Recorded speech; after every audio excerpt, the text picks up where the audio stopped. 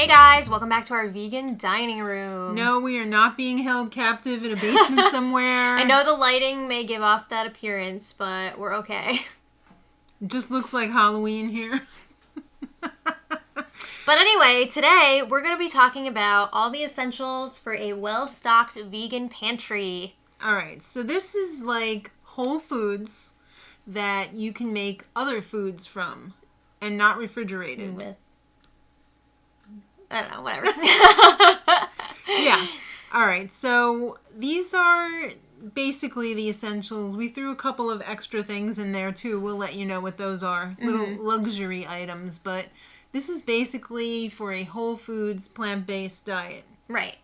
And we're not talking about like replacement meats or anything like that. These Right. are all foods that are made into other foods. Right. Yes.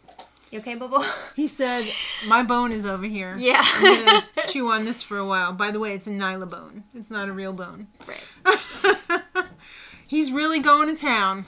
It's party time.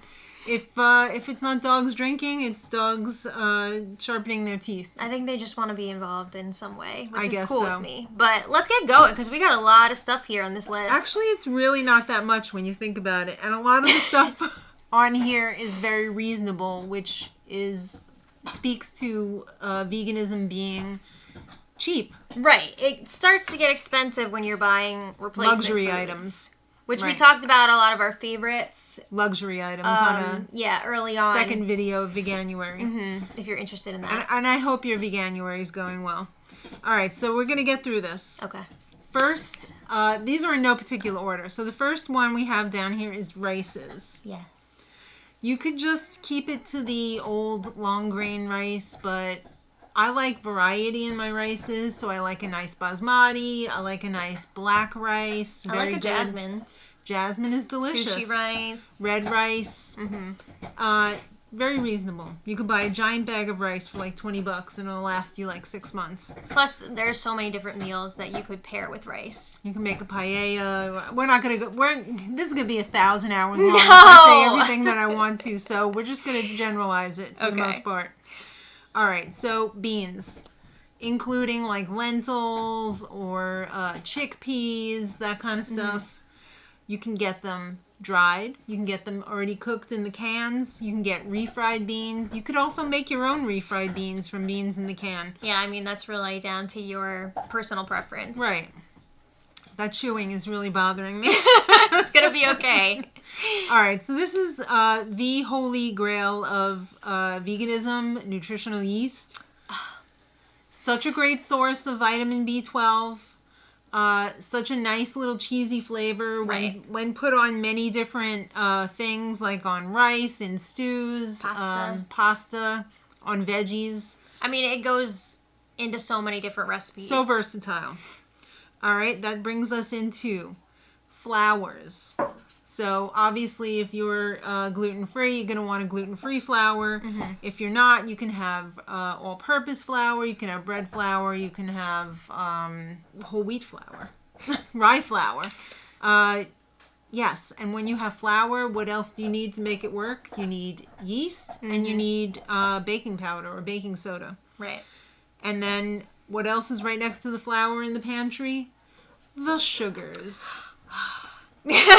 They come in all different sizes and shapes. So you got your maple syrup, you got your granulated sugar, you've got your coconut sugar, you've got brown sugar. There's so many different kinds of sugars. Or maybe this is more of a luxury thing, but maybe like a Lakanto monk fruit kind of thing. So if you are trying to reduce your carbs or, I highly recommend the Lakanto granulated monk fruit. Very good. Cup for cup. Pasta. All sizes and shapes.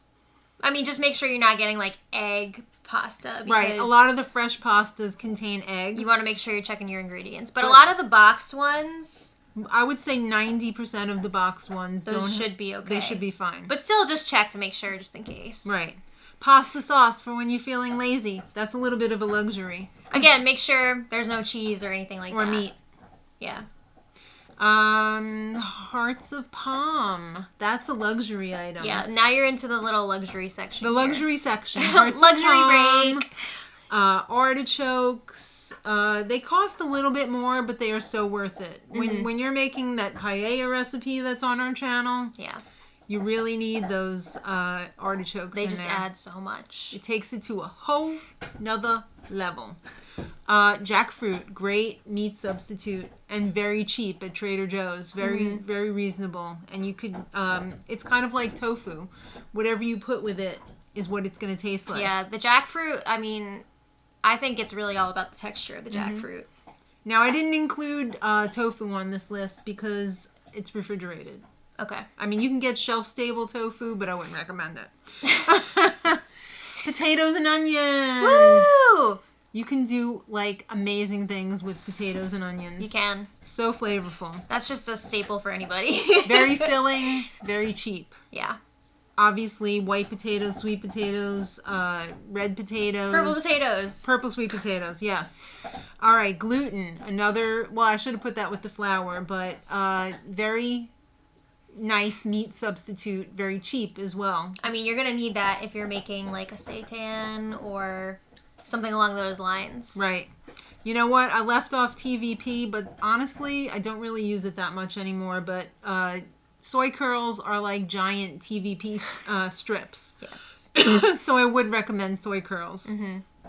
But that, I believe, is also like a luxury type item. Yeah. Bouillon. Because that's the flavor of our lives, right? That's what puts all the flavor in it. You can get bouillon paste. You can get bouillon powder. Little cubes. Little cubes, right. It comes in liquid even. The packaging for the cubes is just so cute. I know, Like, right? I hate unwrapping it because it just looks so nice. And obviously we're referring to vegetable bouillon, Yes. not beef or chicken or anything like that. Mm-hmm. All right. Now we have your tomatoes. Your nightshades here. You have your tomato paste. Diced tomatoes in the can, very versatile as well. Yep. You can make sauces. Diced tomatoes were always my favorite part of taco day at school. Tacos. They're just so good. Like, there's something about them. Roasted red peppers in the jar. Very, very essential in making your yellow sauce recipe. Yes. Again, we're not talking about, like, fresh produce or anything. So, like, of course you're going to want to get that, too. But this is just, like, dry goods, really. Mm-hmm. Spices. I just wrote down pretty much the essentials, but I'm sure you guys who have been watching me for a while have seen my spice cabinet. It's out of control. There's every spice in the world in there. There's a lot of spices in there. But you're going to need, obviously, salt and pepper. That will take you a long way. You're going to need your chili powder, some adobo. Yep. Because that's for that fancy flavor. Paprika. Okay. Cumin, oregano, some nice granulated garlic, and some granulated onion will give you more flavor than a garlic powder will. I was going to say, this comes up a lot in the comments whenever we use granulated garlic and onion. Yeah. And actually a bunch of people have asked in the past, like, what's the difference between granulated or powdered? Right. And I believe granulated, they actually take the garlic and onion and they dehydrate it and or they freeze dry it and then they smash it into powder. So you're getting like a whole granule of the actual product or the vegetable. But the powder is a little bit different. So it's not as flavorful. as far as, like, using them in recipes, though, I think... Pretty interchangeable. Yeah. So I wouldn't get hung up on that. If you Yeah. see, like, a recipe calls for granulated and you have powdered, I think you could just use You get away with the it. powdered. It's fine. Also, liquid smoke will take you a long way in terms of giving it that meatier flavor because... It adds something really nice. Yes, it does. That even smokiness. in cheeses. Even on pizza. Yeah. Some agar-agar, which will thicken up a lot of your cheeses that you can make from these ingredients as well. Cinnamon. That is a lovely spice. Love it. Make sure you get the, I believe it's the Ceylon cinnamon is better for you than just the run-of-the-mill cinnamon if you're, at that level. Are you a level 9 vegan? Well, then you're going to want the Ceylon cinnamon. All right, so tahini. That's going to give you some nice velvety salad dressings. That's going to do your world peace dressing, your goddess dressing. Man, we haven't made that in a while. I know. You know what? I left off hemp because I felt like that was a real luxury item. Okay. And I left off nuts because I can't eat them. But I'm going to put Well, it's all about you. But I'm going to put peanuts on there. Okay. Peanut butter and jelly. It's come on. You can't live without peanut butter and jelly. And don't say you don't like peanut butter because I don't believe you. Are there actually people out there that don't like peanut butter? Yes. Like, it's another thing if you're allergic to it, but there's people that just don't like Mind it. blown. What? All right, now your oils. You're going to want some good quality olive oil. The more you spend for the olive oil, the better if you're using it for a salad. Okay. But you can get away with a cheaper olive oil if you're using it for sautéing. Well, I've always wondered, like, what's the difference between regular olive oil and, like, extra virgin? Extra virgin is usually the first press of the olive, so it's got the most of everything in it. Okay. And then as they press it further, it gets diluted more and more, and then they end up mixing it with other oils. So would you say it's better to get the extra virgin? Well, yeah, because you want all the stuff. Okay. All the stuff is in the extra virgin one, and all the flavor too. Mm-hmm. Coconut oil, great for baking. We use this a lot. Yes, we do. You can even get it in, like, buttered flavored. Right. There's unrefined and there's refined. The unrefined is healthier, but it tastes like coconut. So if you're making a meat dish... Which I don't... If you're making a meat dish, you don't want it to taste like coconut, necessarily. Yeah. Unless it's like a Thai dish or something, you know. But if you're baking with it and you want to not have it, you know, or savory, you get the unrefined... You get the refined... because that takes the coconut smell and taste out, and it tastes, it's tasteless unless they add the butter flavor, like you said. I don't think, though, that the coconut flavor is overwhelming, like in baked stuff. I mean, you can definitely pick it out, but it's not like, bleh, this is coconut. It is if you don't like coconut. Yes. And your father does not like coconut. I'm aware of that. You can pick it out a mile away. All right, so vinegar. Apple cider vinegar, any of your flavored rice vinegars are delicious on rice, you know. Yeah. You want to have a variety, you know. You don't just want the distilled white vinegar. That's... Poo-poo. It is. All right, soy curls, we mentioned that before. Oats. Oats. Oh, my God. Oats. Breakfast oats. You can make granola with these ingredients. Mm-hmm. You can make milk with the oats. You can make your own oat milk. Right. I mean, there's even savory oatmeal recipes out there. Yes. Which I do want to try out because we've never really done that. So I want to see what the hype is all about. Right. Cacao. Cacao is... You want to get cacao, not cocoa powder. Mm-hmm. Because cacao is... Or cacao...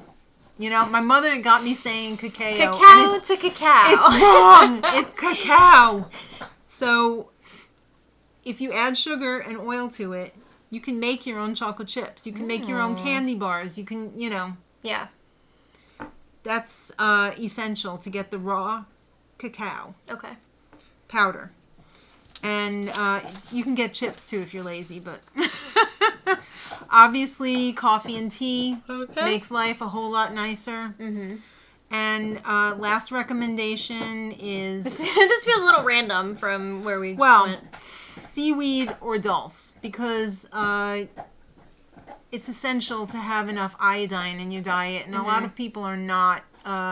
they don't have enough iodine, and that is very important to regulate your thyroid. So plus, if you're making some sort of like a salad seafood dish or something, the dulse just adds so much to it. Or if you're making sushi with the tofu and you want it to taste like a fish, you really need the seaweed or the dulse on there. So that is pretty much everything I think I'm sure we forgot some stuff. But... Well, yeah, but let us know if we left anything out or what you would recommend, because I think that's a pretty good start. Like, I think so. If you're a new vegan or you're setting up household, you're moving out of your parents' house, or you're just setting up a new kitchen, this is the things that you would most likely need. Yeah. So... Sounds good. You still with us? Congratulations. Pat yourself on the back if you made it through that.